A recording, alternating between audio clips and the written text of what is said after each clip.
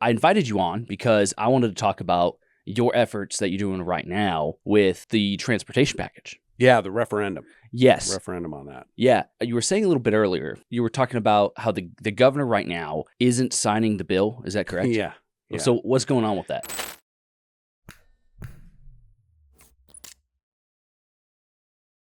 Hey guys, Jesse Pion here, host of the Salem Business Journal Podcast. I want to thank our sponsors, Compass Visuals and Collier Law. Thank you guys for making this possible. Appreciate it. And with me today, I have House Representative Ed Diehl. How you doing, Ed? I'm doing great, Jesse. Thanks for having me on. Yeah, thanks for coming on. I always like talking to you. Yeah. Yeah. So you represent House District 19. 17. 17. That covers like southeast Salem, Turner, Staten. Yep. I have most of unincorporated East Salem, and it does go down to Turner, and then it goes all the way up the Highway 22 corridor. So how far? Turner, up Highway 22? Almsville, Staten, Sublimity, Mill City, all the way up through Detroit and Idana.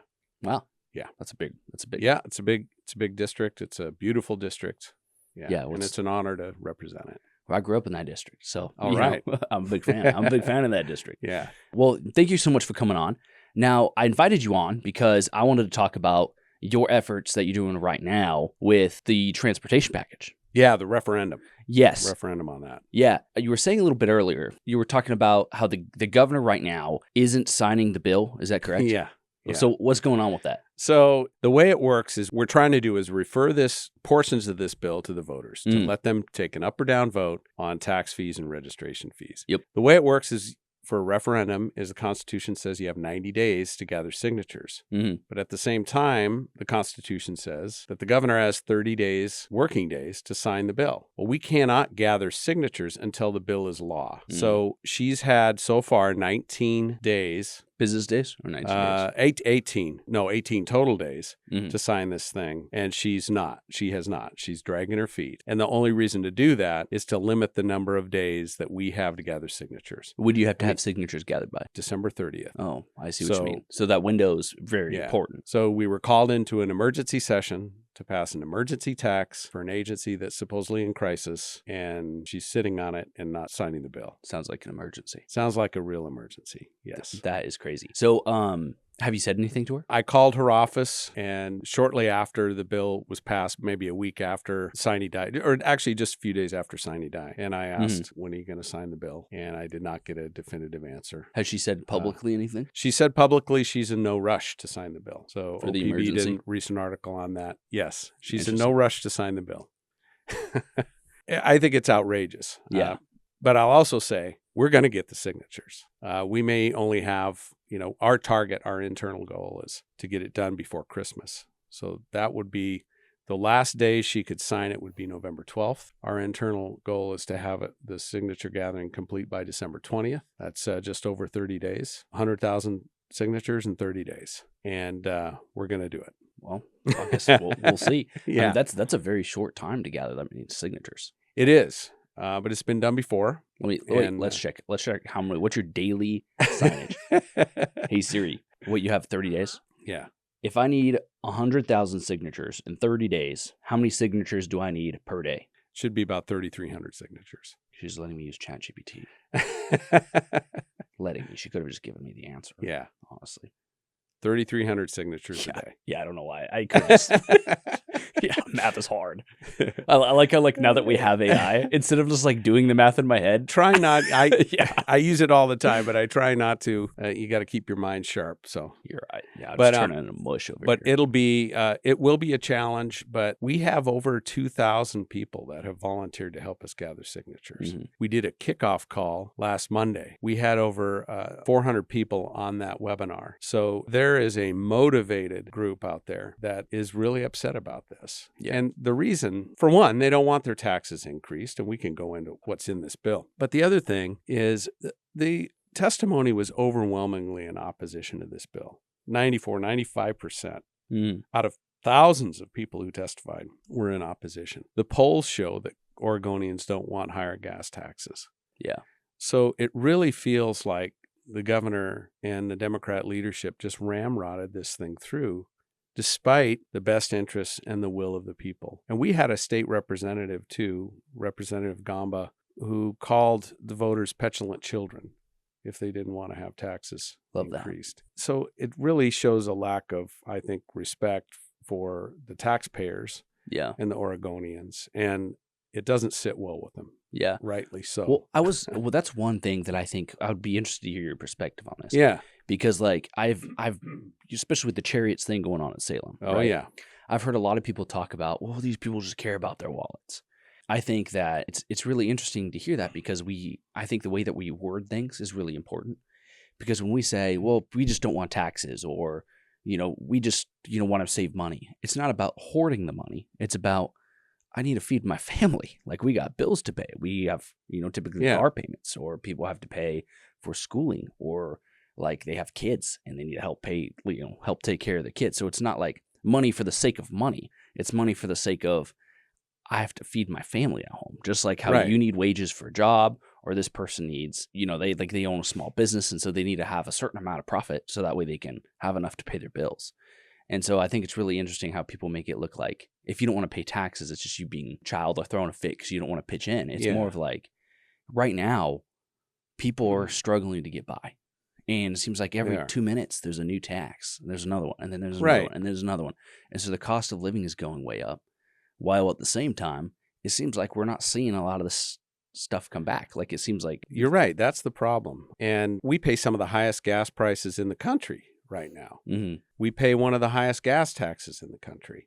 We're already taxed a lot. I was talking to a business guy up in Portland, and he has, I think, about 70 employees or so. And he moved from New York and bought this business in Portland. And he said, I paid high taxes in New York, but I got something for my money. I moved here to Portland. I'm paying about the same taxes, and I'm not getting anything for my money. And if things don't change in this state, I'm picking up my company and I'm moving it. Oh, we'll go into and that. And he was serious. Yeah. So people, Oregonians, really, it's not that everybody's opposed to paying taxes. Mm-hmm. I've got a ballot right now, and I have a levy. I live in Linn County. I have a sliver of Linn County and a big chunk of Marion County in my district. Okay. But on my ballot is a levy for the sheriff's office. Mm-hmm. I am gladly going to vote yes on that. Yes. Because that funds our sheriff's department. It's not like we're opposed to all taxes. Yeah. But we do want to know that our money's being used wisely and efficiently. And right now, Oregonians don't have that faith. Yeah. And well, it's not just that, but it's also like priorities. And one thing that absolutely, Rich Duncan said, what I think was a really good point when we were talking about the chariots tax, right? They were talking about taxing an extra $500 per employee. And then one of the things that Rich pointed out was, well, do we rather have like buses or police?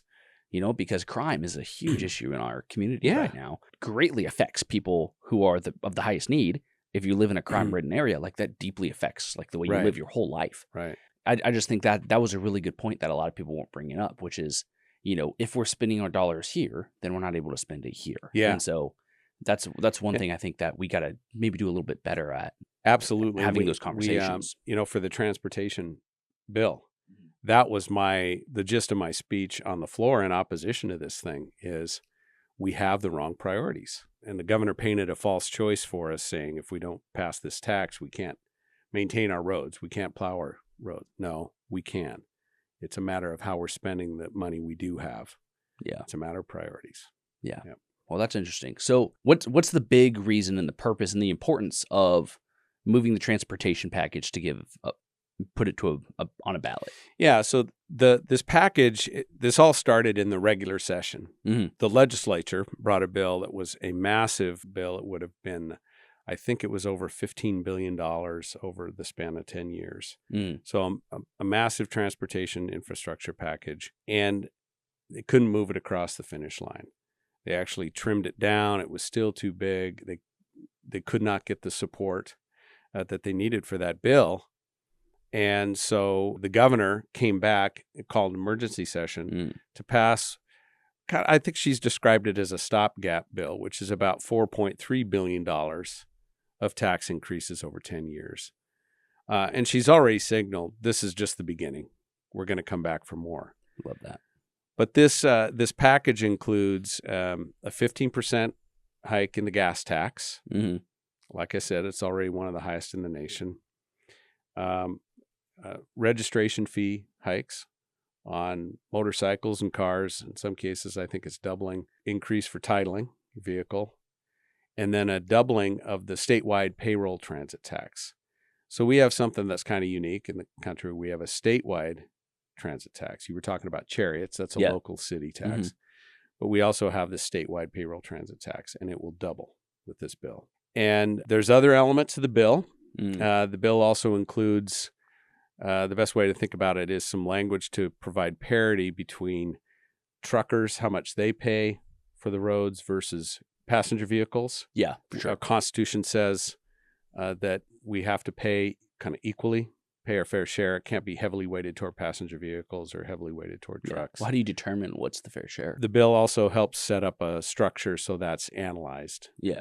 They look at the total amount paid in, the miles driven. They have an allocation of, trucks are harder on the road. They're much harder on the road, passenger vehicles. Honest, so they do all that, and there's this formula. And I don't know the details of that, but I do know that there was a lot of effort that the truckers put in to get that parity language in there. They've been fighting this for years. We don't want to change that. That stays. There's language in there about accountability for ODOT. I don't think it goes far enough, but what did it say? What does it say about accountability? Well, one thing it did is it gave the governor control over the hiring and firing of the director of ODOT. And who's typically in charge of that? Well, there was a commission that is in charge of that. And that was established, I think, in 2017. The commission was responsible for hiring and firing the ODOT director. That'll change to the governor. And I tell folks, if I was governor, I would want that authority. I'm responsible for that agency. Yeah. I would want that authority. So I don't have a problem with that. Yeah. Well, and that is fair, because I think we think of the governors having that responsibility. Right. Just like how the president appoints their directors. Yeah. Yeah. That makes sense. But I believe it was taken away in 2017. Why? Well, this is the funny part. There was a massive transportation package in 2017. Oh, gosh. Gas taxes raised. Yeah. And they took that authority away from the governor in the name of accountability. And now in 2025, we're bringing it back to the governor in the name of accountability. I love that. So that's great. Yeah. There's also some language in there about EVs paying either a fee per mile or a flat fee. What? Yeah. Okay, that's to pay their fair share, since they're not buying gasoline. So they pay their fair share for roads. There's some controversy around that. And frankly, there's some work that needs to be done in the language there, because I don't think it distinguishes between hybrids and EVs. But in our referendum, we're not messing with that section either. Mm-hmm. So everything in there about EVs, paying their fair share, truck parity, and accountability, those elements of the bill are staying. We're bringing 4 things in the referendum: the gas tax, the registration fee hike, the title fee hike, and the statewide payroll transit tax doubling. Those are the 4 elements that we're bringing. We're trying to keep it simple, and we're hitting on the things that really are most egregious to most Oregonians. I see. So I want to make sure I'm hearing you correctly. So most of the bill, you're like, we're just leaving it alone. And so when she signs it, then those things are they're going to be left alone. They're signed. They're done. Yeah. But then the 4 things that have to do with essentially taxes, correct? Those are the 4 things that you guys are like, okay, well, we need to bring this to a vote of the people. And then if the people choose it, the people choose it. And that's how the referendum works. It's as if we're bringing these pieces of the bill to the people for an up or down vote. Yes, I want to raise my taxes, or no, I don't. And the cool thing is Oregon's had referendum. We have a proud referendum history in this state. We were the second state in the country to put the ability to do a referendum in our Constitution in 1902. Huh. Okay. We were the first state in the United States to actually implement the referendum. Oh, really? And bring that to the people. Yeah. So that's funny. This is a long history of direct democracy in Oregon. Yeah. When people talk about the Oregon way, that's what the Oregon way is. Well, and it stems from a long history of not trusting politicians and not trusting the political power players. Because why? Because sometimes they don't do what the people want. And that is exactly what we're seeing with Governor Kotek and the Democratic supermajority in the legislature. Yeah. Well, that's what so that's what I find really interesting. It seems like to me, and I'm just me, I'm a registered independent. I just do stuff with my tribe. I shoot some podcasts and I do some media, right? Because I was born and raised in Oregon. My family's, my bloodline's been here for like 20,000 years, right? So it's like, this is our zone. And ever since before I was alive, and I think it was like 20 years before I was alive, was the last time Republicans held any sort of decent power in Oregon, right? And what I find so interesting is like how often I feel like the overall Democratic Party will blame Republicans for stuff when, like, guys, you have a supermajority in both the House and the Senate and the governor. Like, what's the the buck stops look with in you. The mirror, guys. Yeah. And I find that really interesting, and I think that's maybe unhealthy for our state, just because it's like I don't feel like we have very good checks and balances. No, we don't. And we've had 40 years of one-party governance. Yeah. And I don't care what party is running the place for 40 years, you're going to lose accountability. There's a lot of groupthink that goes on. And what we're seeing is legislation that just goes too far. There is no balance in that building. And frankly, there's certain groups that do not represent where most Oregonians are coming from. Yeah. So you end up having bills that are wildly unpopular, like we have with this House Bill 3991, the transportation tax. And you have priorities that just don't match what Oregonians want. If you asked Oregonians, what's the most important thing about roads? Rank transportation in all the issues you have. Transportation isn't really at the top of the list, but the one thing that's at the top of the list when it comes to transportation is well-maintained roads. They want potholes fixed. They want the roads snow plowed. They want safe roads. Well, in 2017, when the legislature jacked up all these taxes, and they jacked the gas tax up back then, and a bunch of other taxes, only 6% of that increase could go to maintenance. Really? The rest went to construction projects. So what the legislature did is they tied the hands of ODOT, saying, you can only spend this amount on maintenance. The rest has to go to these big capital construction projects.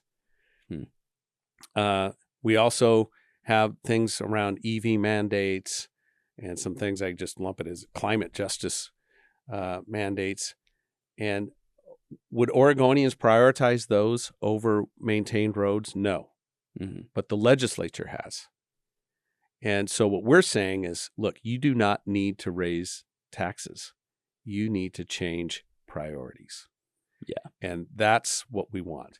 So we're not saying, and I'm on this with Senator Bruce Starr, chief petitioner, and Jason Williams with Taxpayer Association of Oregon, great organization. And we're not saying that we don't have to do anything. Yeah. We're saying, we do have to do something. We do expect to come back to the table. For sure. And pass some legislation, but it doesn't have to jack up Oregonians' taxes anymore. Yeah. Yeah. Well, do you think it's going to be effective? Do you think you'll be able to get it done? I'm confident we can get it done. So we formed through this process, we formed a broad coalition of groups that really don't want this tax. Yep. And so it's all under the banner of No Tax Oregon. So it's notaxor.com. If you go to that website, you can sign up and express your interest in signing the petition. You can also volunteer to help. There's a place where you can donate as well. But what's been amazing is, and this has been organic, we've just shared this on social media. Yeah. And there have been some news articles about it, but we've had thousands of people follow that and express interest. I think we're up to 2,500 volunteers. Wow. 2,500 volunteers who want to help us gather signatures and help organize that. No, I'm curious, are a lot of those volunteers just Republicans, or is it a mixed bag?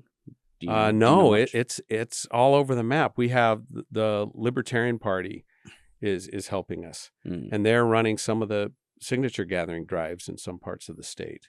Oh, interesting. Yeah, we have a lot of NAVs We've had Democrats that, the party itself is not formally doing anything, but we've had a number of Democrats reach out and say, I want to sign the petition and I want to help gather signatures. This is not a partisan thing at all. And you look at the overwhelming opposition to this, it's not partisan. It crosses partisan lines. It's an issue that's hitting so many working class people, like you talked about earlier, that a typical household, I think, is around $350 to $400 is the impact of this bill. That's real money to a lot of people. Yeah. And when you're already taxed to the hilt, I just feel the governor's being really tone deaf right now. Yeah. We've had all this inflation. We have record revenues in the state. Record revenues.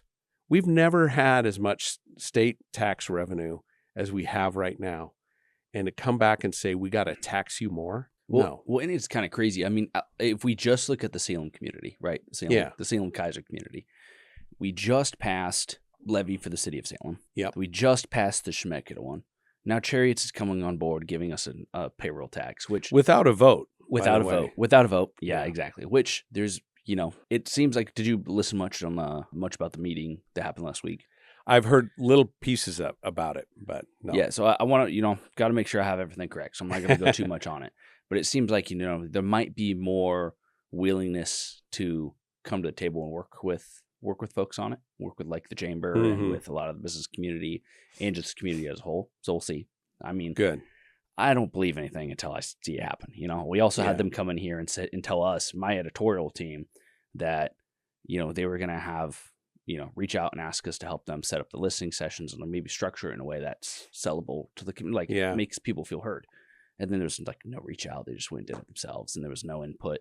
So, I mean, it was good because they were informing people and it was good to see that. But it was like just a lot of false promises. And I think that I don't really believe anybody when they say they're going to do stuff until you see it done. You know what I mean? Right. So we'll see. I do hope that they do. I want to give them benefit of the doubt, but good. Well, I hope they do. I hope they listen. The whole idea that a governor-appointed commission can set tax rates on a population, it's unbelievable. I've actually got some serious questions about how that ever became law. Well, they also, here's what I didn't know, because it was 2017 when this happened, right? And that was the same year that I ran for office. I think it was 2018 that this was passed. I think so. I wasn't paying attention yet because I was just getting into the ballgame. At the time, the Salem Chamber agreed with them on it. And so now, what I hear from a lot of folks who are for it, they're saying, well, originally the chamber agreed, and now they don't. So they're like, well, they're going back on their word. But the one thing, there are very different people involved now than there were then. Yeah. But at the same time, I can't believe that ever got passed. If you look back, this is the problem I have with it, and I'm actually checking with legal counsel. In the Capitol on this. So originally, the legislature approved the ability for Portland Metro to implement a tax. Mm-hmm. So tax bills have to be passed by a supermajority within the House. It's 3/5. Mm-hmm. You got to have a 3/5 vote. That's the Constitution says that if you're going to do a tax. So the legislature granted authority for the Portland Metro to do this tax, a commission. And you go, well, how could they do that? How is that constitutional? Well, it was from the legislature, and they gave them a range. It was, here's a min and here's a max. Yep. So the lawyers and the judges will say, well, that abides by our Constitution because it has a range and it was directed at the will of the legislature. Yep. But then you look at what happened in, I think it is 2018, maybe it was 2017, where that was expanded to Salem and I think some other metro areas. And that wasn't treated as a tax bill. So the way it was voted on wasn't like a tax bill. So when they did it in Portland, they had to pass it like a tax bill. Well, I believe so. That was passed like a tax bill. But in 2018, when they expanded it to the Salem community, it said there was no revenue impact. And it wasn't treated as a tax bill that would require a 3/5 majority. Well, that's very much the case because it is. Well, of course it is. There are taxes being imposed on us right now. So you passed a bill that imposes a tax on a large population that was not taxed before. How is that not a tax bill? Yeah, I'm an engineer. I'm not a lawyer, but I know lawyers. Other lawyers I'm looking asking, at it? Yeah, I'm starting with legislative counsel in the building, and I'm probably not the first one to ask this question. Yeah. But I cannot find any record of it being discussed. And the bill is not explicit either. The bill doesn't say this grants Salem the ability to tax.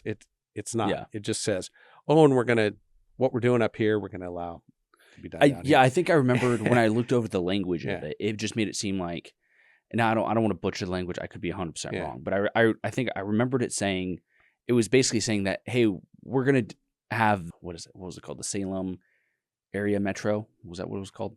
I don't remember what the area was. The transit district was called.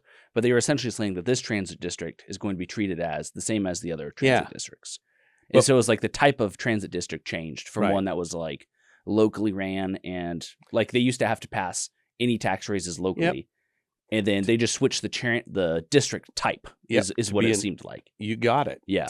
And so that meant the commission is now appointed by the governor, and it gave them the authority to tax. That should have been a tax bill. Well, and what I found also interesting was, at the time, even though I don't, with the chamber agreeing on with this at the time, there was, right, and also an agreement that they would have business representation on the board. And there very clearly isn't, because like even when we went into the chamber meeting, people like brought this up and they were super upset about it. So there was two people on the Chariots board who said that they were the business who identified themselves as the business representation. Yeah. One of them, and I don't remember the guy's name, but he said he felt like he could represent the business community because his father owned a business. I'm like, well, what? Yeah, I'm like, well, I'm the son of a blacksmith. So I was like, what does that mean? Have to do with anything? Yeah, just because your dad owned a business and you overheard him while you were eating Cheerios. Yeah. Let me just, And who even said that he did it well? So, yeah, so that one baffled me. The other business representation was RJ Navarro. You know him? I do know him. Okay. Or I know of him, I should say. Oh, okay. Yeah. Well, we're working on a story right now that has to do with his business, and we're currently reaching out to him because I'm trying to get his side of things too, and I'm trying to give people benefit of the doubt always, and that's the standard that I'm holding myself to. That's what you need to do. Well, because it would have been so easy just to come out and be like, oh, like on the attack mode, which is what people wanted me to do. I had several people reach out to me telling me to do that, and I said, keep your integrity, do it the right way. Yeah, exactly. Which means I'm taking a little bit longer to do it, and I have reached out to him several times, haven't gotten anything back, and I even told him, I was like, dude, I'm going to hear you out. I'm going to give you benefit of the doubt. I was like, I always try my best to do that. I was like, I'm not just going to do a hit piece on you. Yeah. Like, so, some other folks do. I was like, I'm going to try my best to hear you out. I haven't heard anything back yet, but I'm going to try again in the next couple of days. But if I don't, I'm going to have to just say he's not talking. But anywho, the other person who is the business representation doesn't seem like they'd be proper business representation. Is kind of what my point there. Just because your dad, it's like, hey, my dad was a doctor. Can I do surgeries? No. Yeah. My dad wasn't a doctor, by the way. He was a truck driver. But and a logger. It's good to know. Good to know. But yeah, that does not give you credibility to represent business interests. Not at all. If your father was a business owner. Yeah. Well, not at all. And I think also like even RJ, like, I like RJ as a person. I think he's a good guy. And I think that, you don't have to agree with someone on their policy and stuff to say I think you're a good human. Yeah. But would I pick him to represent the business community?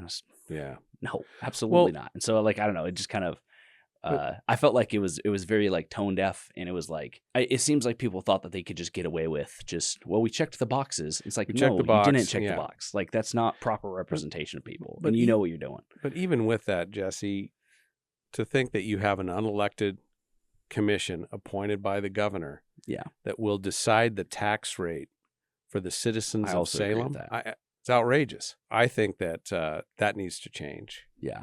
And that the voters need to weigh in directly on that, like it used to be. Yeah. Well, and also the other thing I think to keep in mind is that they claim to represent the people, even if they're appointed, right? So, every single person on that board claims to be, representing our community. They always say it if you ask them.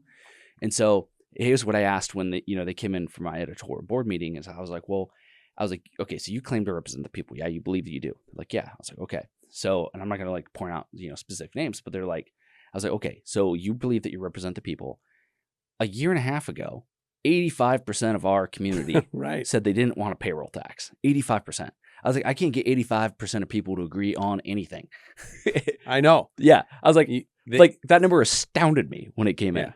And 85% of people, in fact, even more, a lot of them were also like Democrats as well. So like a lot of the people who are appointed on that board are all Democrats. That was bipartisan opposition. That's my point. And it was a year ago, right? Yeah. So it wasn't just curmudgeon business, like Republican business owners like, we don't want taxes. It was like the general population was like, dude, no. So I don't understand how that can happen, right? And then less than 6 months later, right, we appoint a new mayor, with that being the biggest issue. Mm-hmm. There's other reasons too, right?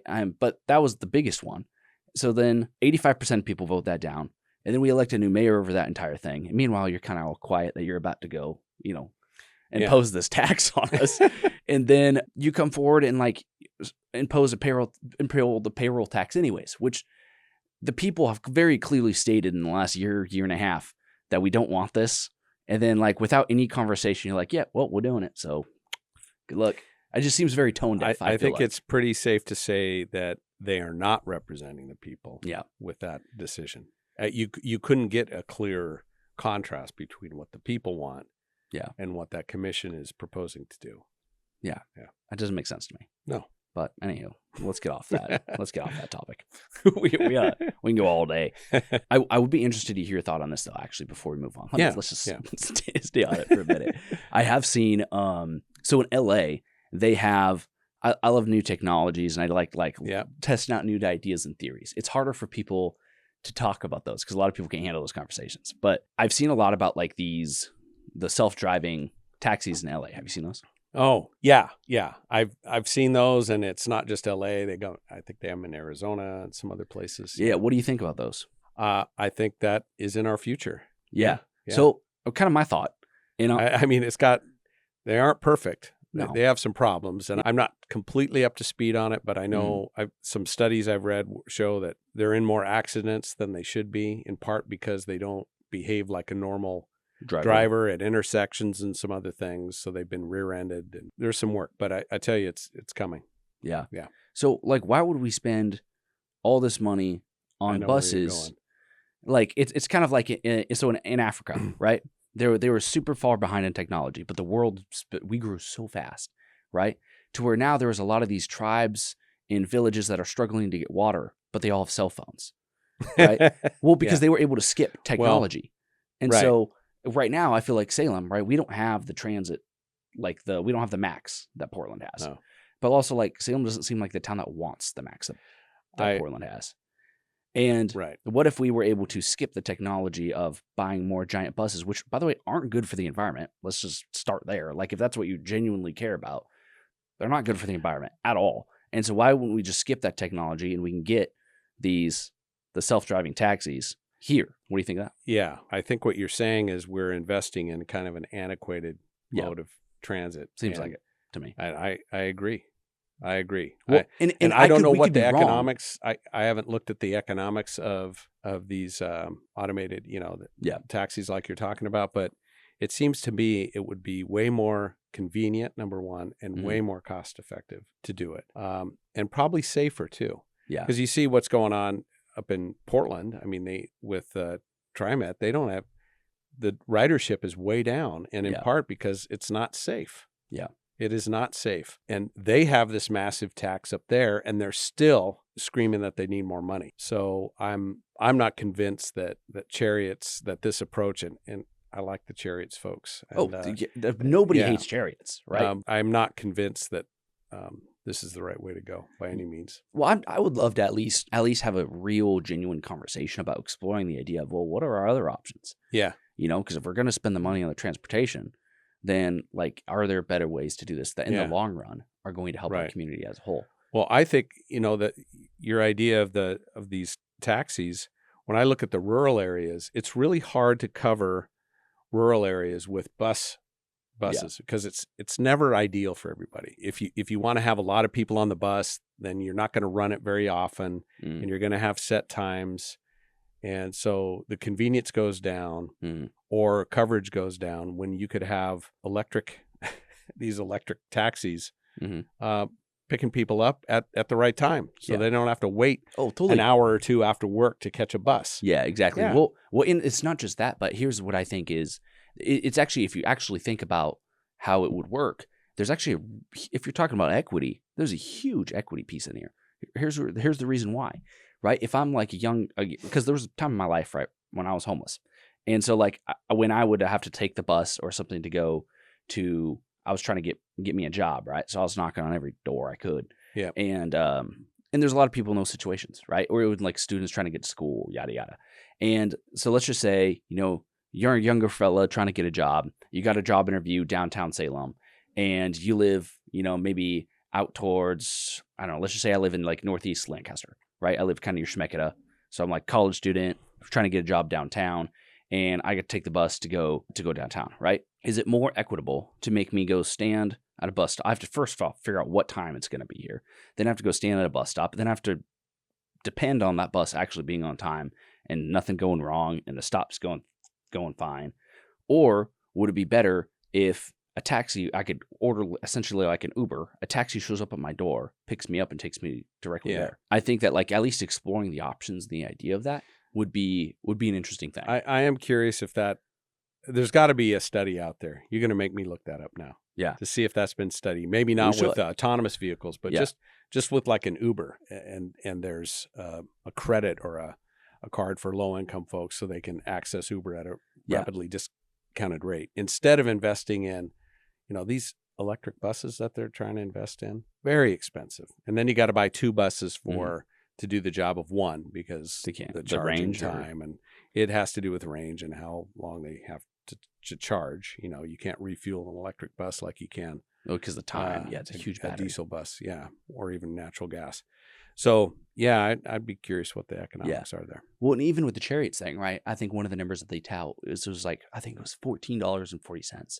I could be wrong on that, but it was around $14, $15 per ride is what they tout as like the cost per ride. That's operational costs. And so as a taxpayer, right, just as you would as an investor, right? I'm like, operational costs are great if you're the one running the business because you're like, okay, well, how can I adjust the business to where it makes more sense to run the day-to-day, the variable costs? So the actual cost to the taxpayer, right, was closer to, because I believe it was $49 million a year for just the operational costs.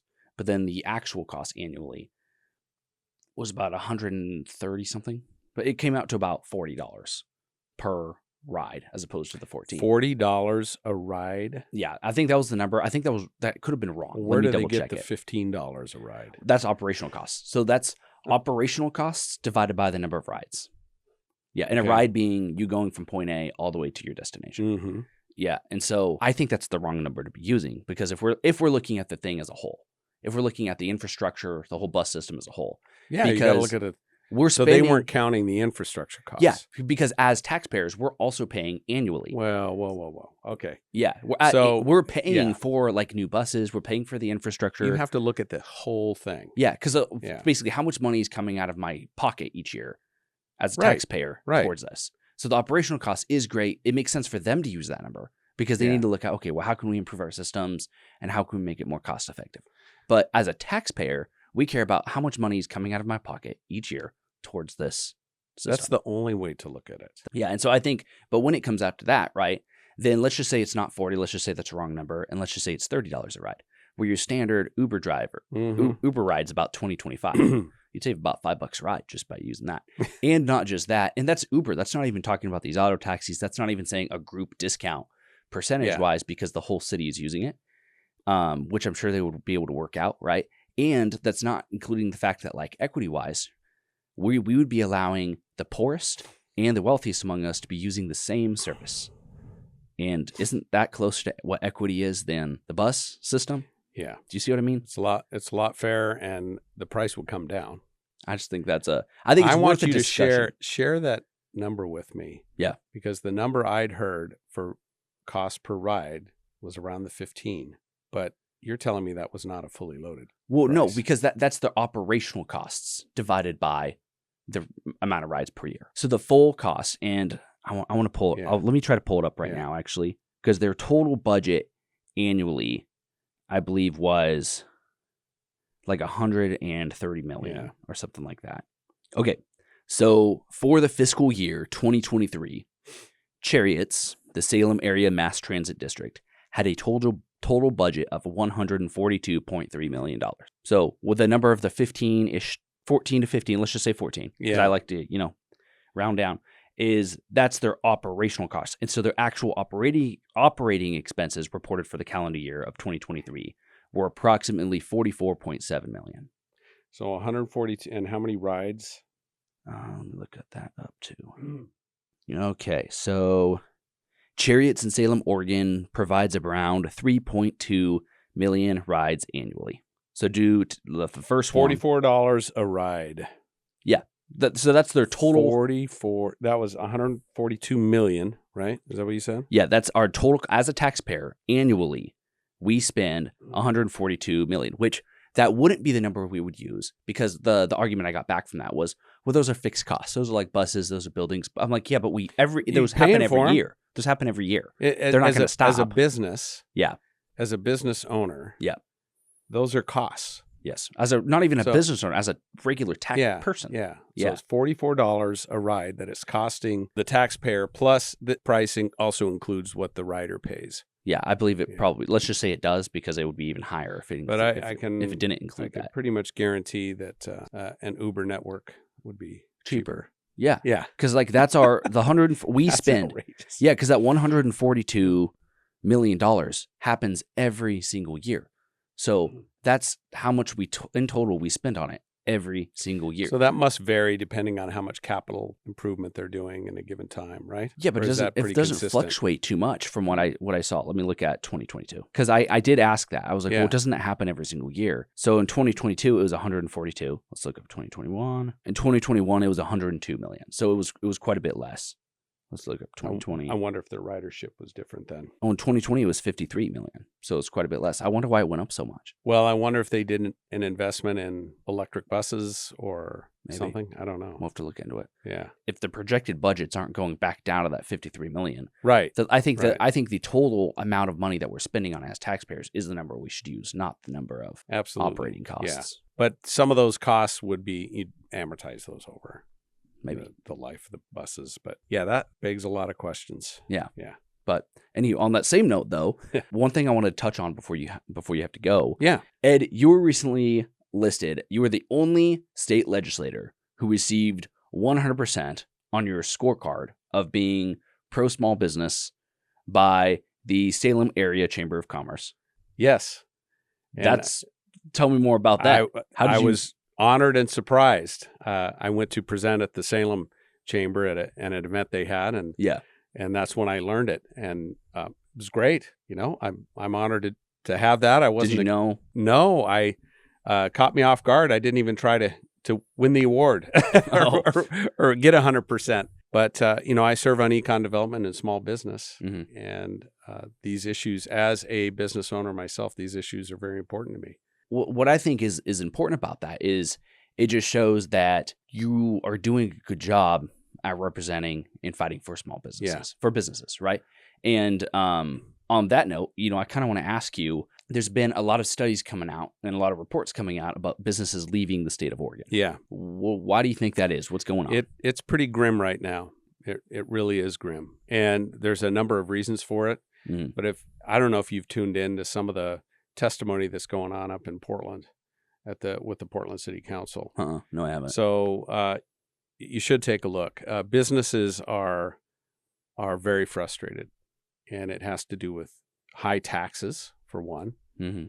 Portland has some of the highest taxes in the country. It has to do with crime. It has to do with homelessness. It's public safety issues, and it's hitting these businesses hard. It also has to do with permits and delays in getting approvals and things like that. Some of that is state, a lot of it's local. So it's just a combination of things that have put Portland in particular in a doom loop, in an economic doom loop.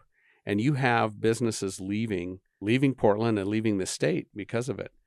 I went a few months ago, with some of my colleagues that serve on econ development and small business. Up until a few weeks ago, I was the vice chair of that committee. So I went to Portland with some of my colleagues to do a business roundtable the feedback I got was it was dire. They were desperate. What were I they wasn't saying? expecting it. They were saying if something doesn't change, it's unsustainable.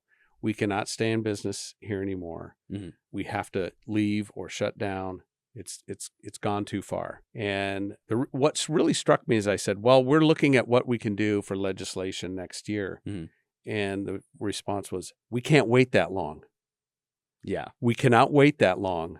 And wow. Yeah. Okay. Well, because they're struggling. And I mean, I could tell you that just because like a lot of my readership are, business owners and business, professionals, typically like a lot of them like are people who just run their business, or like they're just people who like work with inside of a business, or like are helping manage a business. And a lot of them are like, dude, things are tight right now. And a lot of these people don't have the time to go down to the legislature and bang on doors who aren't going to listen to them. I had my own business, built it up. I still have some interest in a couple other businesses, but my main business that I worked day in and day out and built, I didn't have time to go to the legislature. I was just doing my thing. So I understand their perspective completely. Yeah. But Oregon has really has set up, we're not known as a business-friendly state. I've talked to folks who have business entities in multiple states. When they're talking to Oregon about expanding, it's crickets. Yeah. When they go to Arizona and they talk about expanding, they roll out the red carpet. They're talking about, how can we help you? What do you need to make sure that you get set up here? Because they realize that business brings good paying jobs. It brings opportunity for other people. It builds a vibrant, diverse economy. Mm-hmm. There was a group of folks that recently went to the Raleigh-Durham area.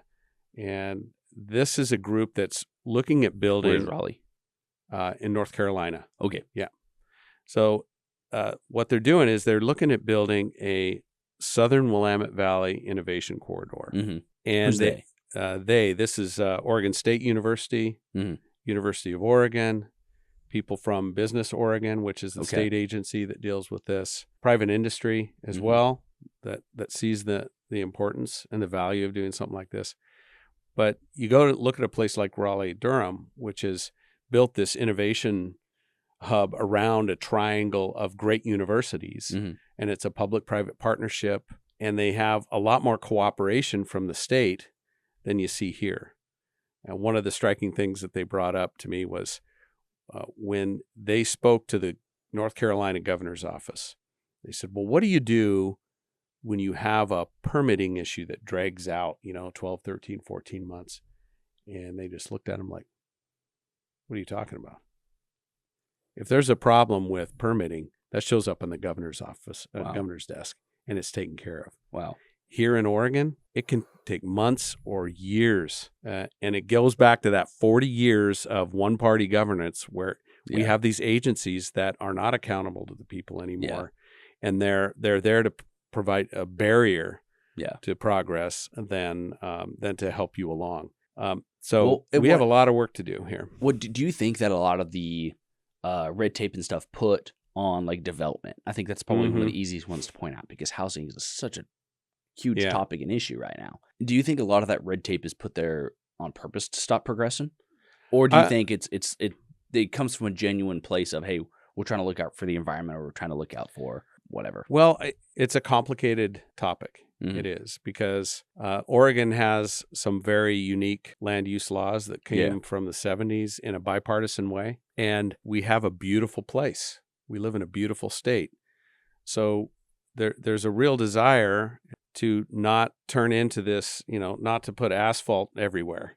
We've got beautiful farmlands. We love that lifestyle. But at the same time, I'd like a place for my kids to live and work. Yeah.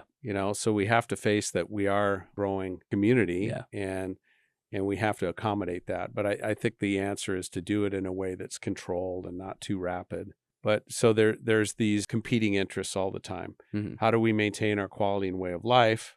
Well, you know what? When you restrict business growth, when you restrict land use, you're raising the costs for everybody to live here. Is that really helping people, or is that hindering people? So I think there's ways to do it that respect our history and respect our agricultural community and the beauty of the state that we live in. The folks that are talking about this innovation corridor, I fully support this concept. And here's what we have to remember, and this is why it's important the state has to get involved, because you try and build an ecosystem. We are producing amazing talent coming out of Oregon State University and U of O. I want those Oregon kids who go and get and earn these great skills, especially in the STEM fields is what I'm thinking of, to be able to have a job when they graduate in Oregon. And we have an opportunity when it comes to, we were talking about AI earlier, and robotics. We have world-class talent coming out of Oregon State University on that front. Why can't we be an innovation corridor for AI and robotics in particular?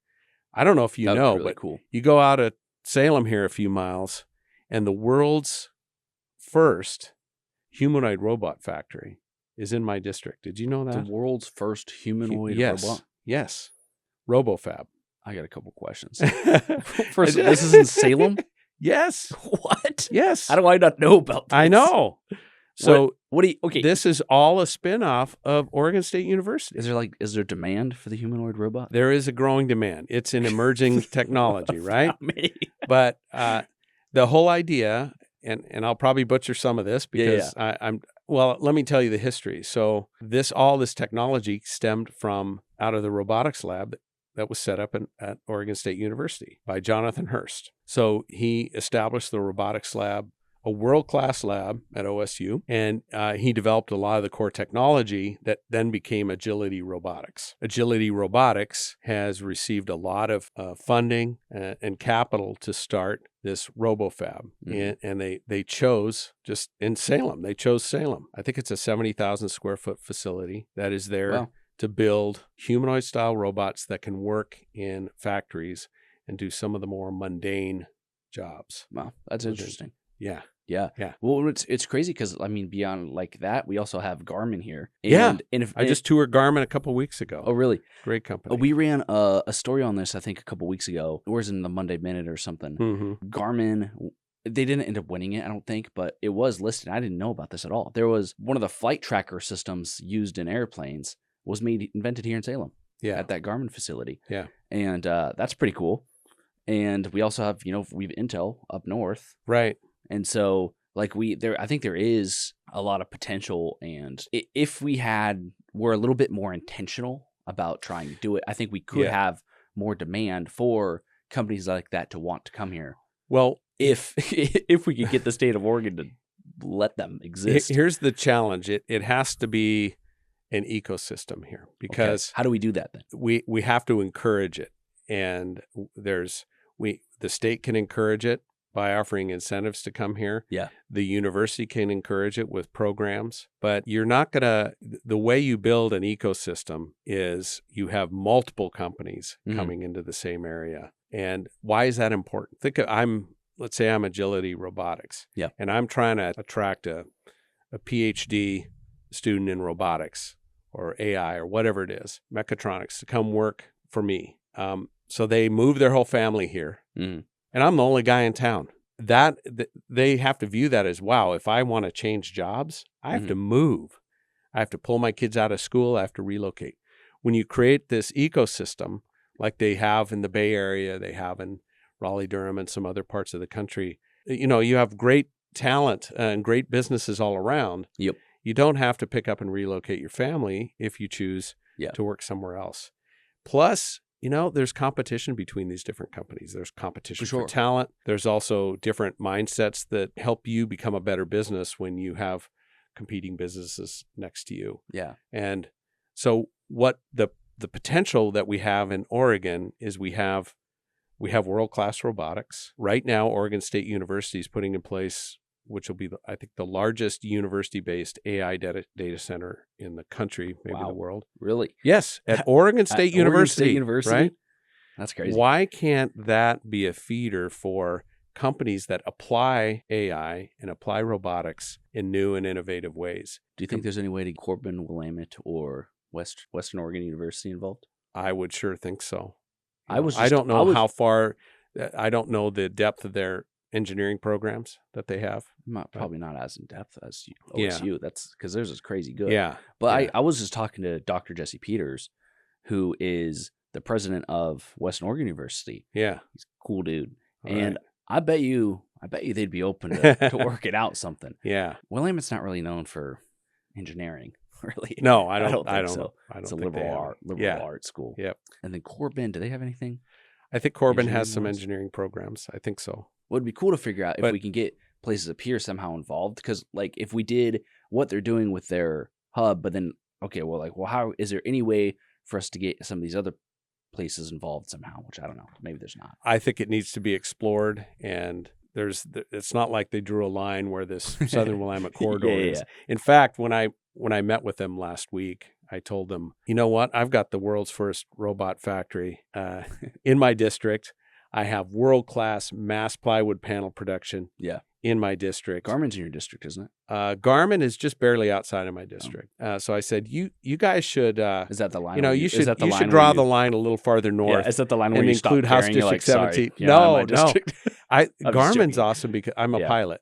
Are you? And yeah. Can you and teach me to fly? my airplane uses Garmin GPS units in certain weather. My life depends on those instruments. And it's pretty cool to know that they were designed and built right in Salem. That is pretty cool. Yeah.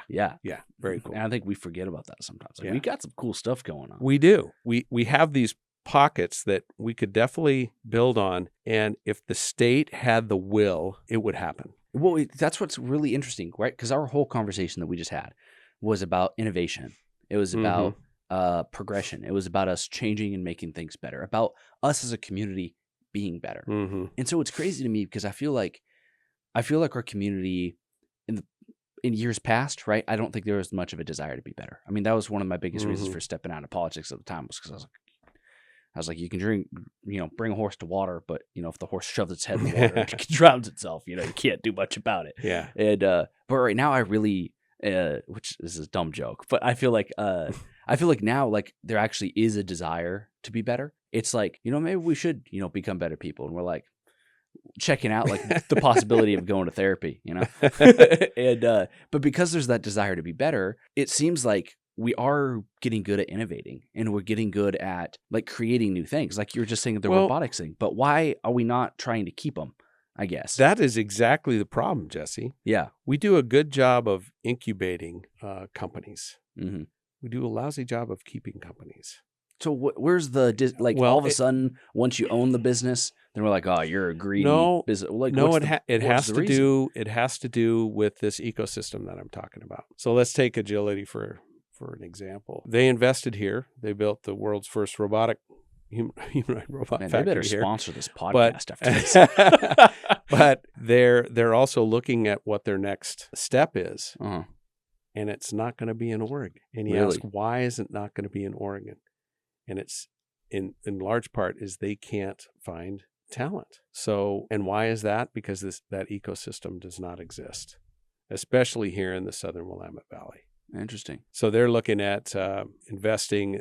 Their next growth will be in the Bay Area, which is really disappointing. Yeah. Right. Actually, I have heard that about California, because while a lot of companies were leaving California, there's a bunch who just couldn't, because they were like, even though they were trying to leave, what California does have going for it is it has the infrastructure already built in for producing people in the tech industry. Yeah. And so if the people are already there, it's kind of hard to. And the business needs for certain company, they differ a lot. You go downtown, you talk to a Portland restaurant, it's crime, it's the high taxes, it's public safety. When you talk to tech company in Oregon, it's, where am I getting venture capital? Where's the talent pool? It's a different conversation. It's a different conversation. Interesting. But I just see, to me, it's will. Do we have the will at the top to make this happen? If we made it a priority, it would happen. But right now, I serve with some legislators on both sides of the aisle that do think this is a priority. And I serve on the Econ Development Small Business Committee, and we talk a lot about it. It's important. But when it comes down to it, at the same time, we're passing law after law that make it more and more difficult to do business in the state. We drive up the cost of labor. We drive up the cost of projects. we delay through a rigorous permitting process that can not only takes forever, it jacks up the cost of a project. By a lot. I actually want to look that up right now. How much do people budget for the permitting process? It depends a lot on what you're building. Let's just do a regular home. A home in Oregon, depending on where you're at, you could pay $20,000-$30,000 in system development charges. I said 1 or 2, but I think that's 1 or 2, 1 or 2%. But I think that's specifically for the fee of the permit, not the time. Yeah. And so I don't know. I'll do some more research on that. I'd be interested to see that. So we throw up a lot of roadblocks, and it just takes the will. It takes making it a priority, and then it's not only just changing regulation. It's an attitude of welcoming business in here and figuring out how to make it happen. Thank you for sharing that. Yeah, I appreciate it. I have one more thing before you go. Yeah. I got to pitch this to you. Oh, okay. So recently, the Salem Business Journal this last week, I started a petition. Oh, yeah. Yeah. Have you seen it? I haven't seen it yet. Okay. You sent it to me. I haven't looked at it yet. Okay, I'm going to send it to you again. I want you to take a look at it. So here's my proposal. We have all these issues, right? We have the homelessness issue. We have the crime issue. We have an unwillingness to work together issue. We have this issue, that issue, this issue, that issue, all the issues. Those issues, as far as I can tell, have been here before me, and I assume they're going to continue to be here after me, right?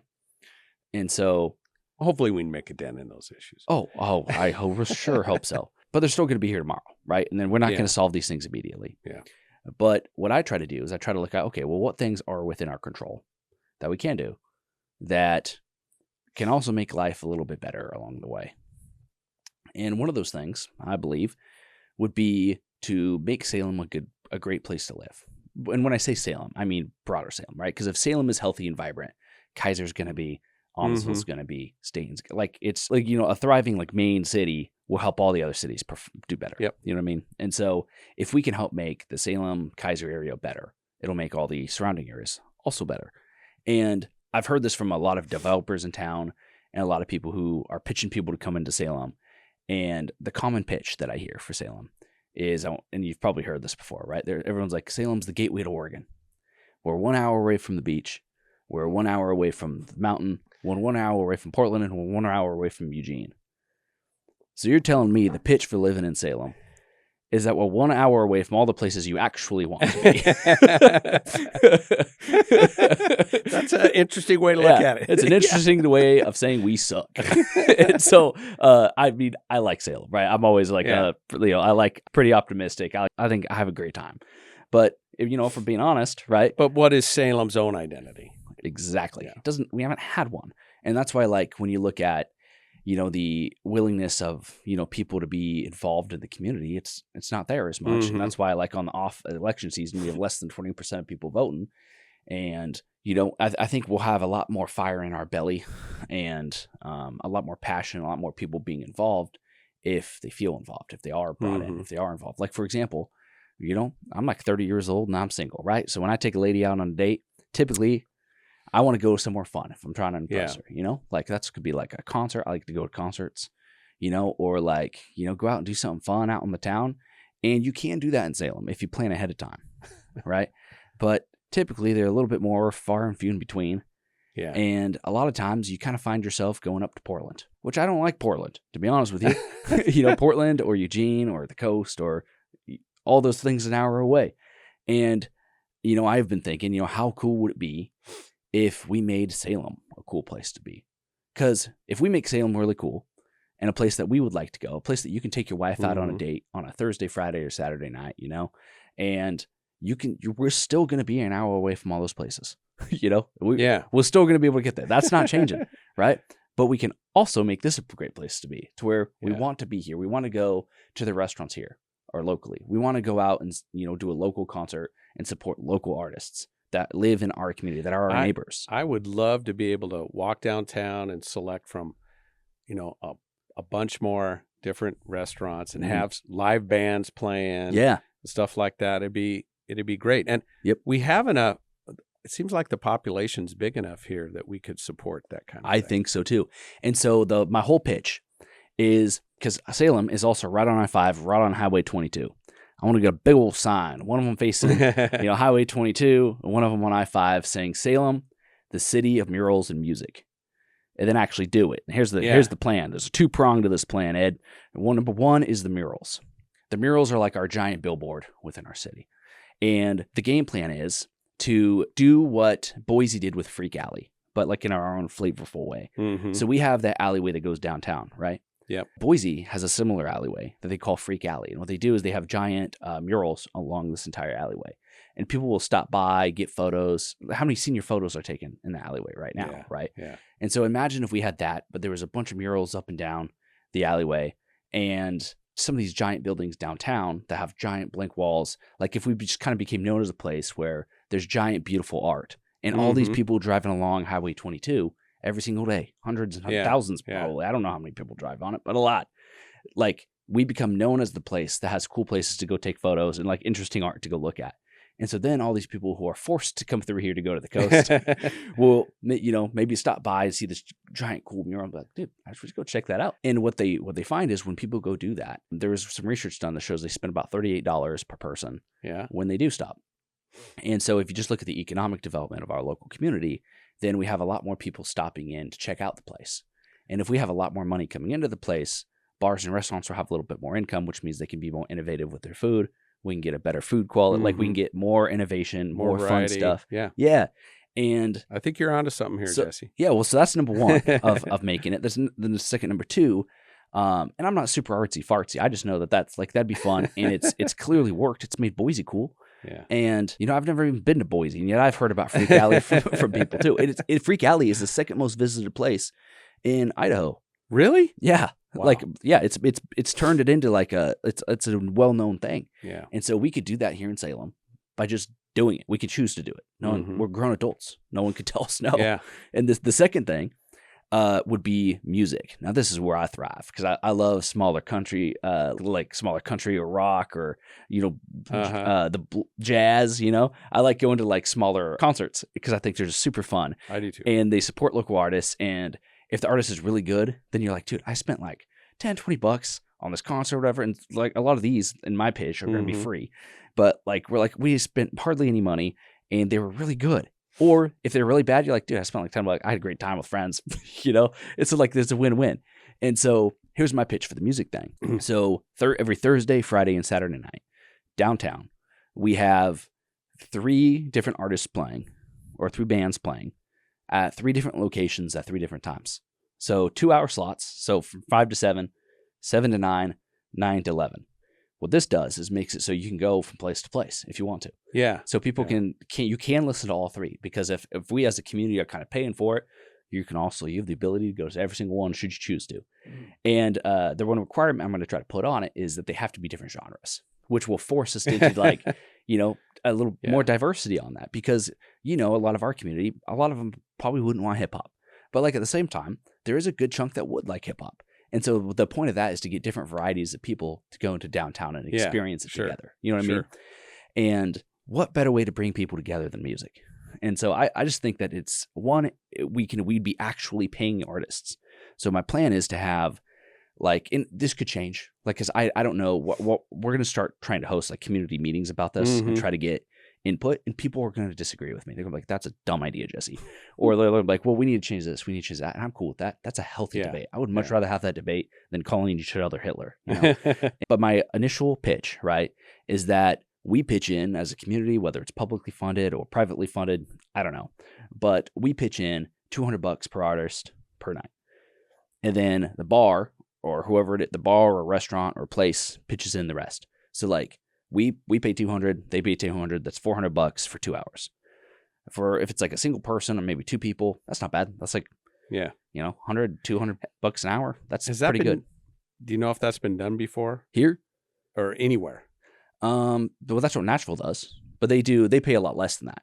Yeah. Yeah. And so there's a lot of, so the city chips in some money for subsidizing the artists. Yeah. That's what I'm getting at. Oh, I don't think so. Yeah. Okay. That might be it. I'd be willing to pitch in for whatever it is, which I know some people are like, well, then you can do it, which I will. But if there's a way for us, it'd be cool to have a vibrant music scene in Salem. Well, they do art taxes. And I'm just saying that like there's a lot of cities that do an art tax. Actually, Portland does an art tax. Salem, I think, had one. And there's a lot of like grants that people can get for stuff like this. Oh, yeah. And so like what I'm just saying is like if we had like some sort of like art something fund, but instead of putting it towards like stupid statues that look dumb or like art that's like my third grade brother could paint, instead, we're putting it towards like music and like murals, things that people will actually care about and want to see and experience. And so the goal here, right, is we subsidize it just enough to like help make it possible. And then we're actually paying artists. And so what's going to happen with this is we become known as a small city that actually pays the people who come play. Right. You'll get good talent that way. Yes. And so Portland used to be that pre-COVID. Portland used to really not suck.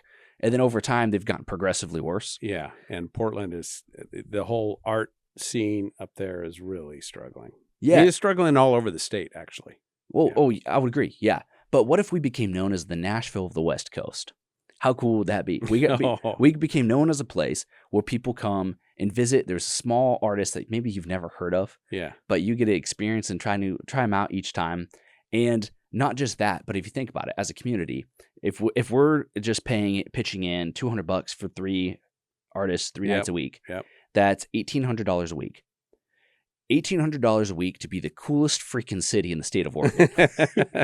We would be the coolest city in the state of Oregon if we had like that many artists and people coming into town, that much movement downtown. Cool. It'd be really cool. And so I think $1,800 a week is not a bad price to pay to be the coolest place in town.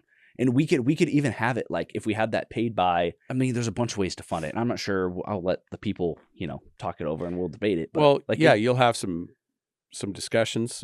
Sounds like you have community discussions planned already or thinking about it. Working on it, yeah. So I'm talking with some of the folks. They host a monthly meeting of downtown businesses. Yeah. So I'm talking, with TJ and Derek right now about like coming into their meeting to talk about it and have some do a little bit of Q&A. And then, the Salem Business Journal, we're going to try to host our own, but then find partners of other places who also want to see this vision happen. Sounds awesome. Yeah. And what'll be really cool about it is it's going to be a super healthy way to where we can help teach our community to have healthy debates again, because the stakes are super low. It's just music and paint, dude. Like, because like when we talk about the homeless issue, right? Yeah. Or when we talk about like crime, it's like there's high stakes in those. There is, because it's like we care about people and we care about our community, and so like people get really defensive. But when it comes to like music and art, like as long as we can agree on the end goal, let's make this happen. Yeah, we can. Yeah. I think we should have healthy debate between how to get there. Yeah. So what do you think? Good. What do you think of the pitch? I think it has a lot of promise. I do. Yeah. I like the idea. Well, fair enough. And so what I'm doing right now is I'm just trying to get some signatures from folks within our, within Marion County, essentially. Yeah. Or Marion Polk County, because I think they'd come up here a bunch too, is just getting people to sign on and say, hey, this is a good idea. Are we entirely sure exactly how we're going to fund it? No, but explore it. Exactly. See how we could see if it has promise. Yeah. How it could be set up. Yes, and this is something where like this, the stakes are low, and it's like a community project. And when you look at any time of the history when our country was doing well, is when we were backing a project together, right? It's the most common one is war, right? But we all had a common cause, or it's like new technologies, right? When when automobiles were created, or when spaceships like going to the moon. Yep. Or electricity, kind of community projects. A third would be like publicly funded projects, such as like the highway system or national parks, or like disaster. Those are the 4 times when, our communities come together, and as a country, we shine the most. And so what I'm trying to do with this is create a project for us to do as a community that hopefully can bring us together, because that's something where I think folks on the right and on the left can both agree. We all like to give people good food and good music. People come together. That's what I'm saying. Yeah. And then we can have a lot of these meetings about the transportation thing, or about this. Yeah. Like you can take, your friend out to, a concert. You can listen to a concert. You can also talk about do your business stuff, do your thing. But we can also make Salem a cool place to live as well. Cool. So yeah. I'm going to save the world. Save the world. Yeah. One band at a time. Yeah, exactly. Yep. Well, is there anything else that you want to? No, we covered a lot of territory, Jesse. Yeah, it's great. Thank you for doing what you're doing. Yeah. Thank you. And thanks for the opportunity to talk. Oh, yeah, for sure. Well, thank you guys so much for listening to the Salem Business Journal podcast. Again, I want to thank Compass Visuals and Collier Law for helping making this possible. Thanks, guys. Appreciate it. And see you guys next time.